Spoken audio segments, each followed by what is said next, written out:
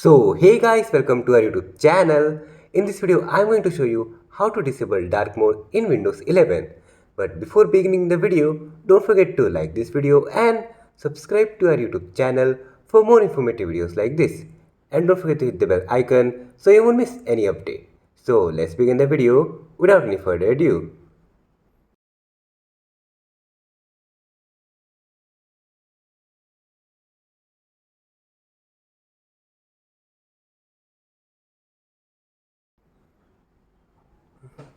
Here you can see dark mode is enabled. Right click on your mouse and go to the personalize. Here you can see an option of themes. Go to themes and here you will be able to see various light themes. Select any light theme. Let's select this one and apply it, and here you can see dark mode is disabled in your Windows 11 and light mode is enabled. So that's how you can enable light mode and disable dark mode in Windows 11.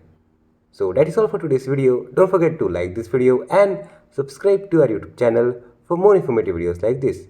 And don't forget to hit the bell icon so you won't miss any update. See you in the next video. Thanks for watching.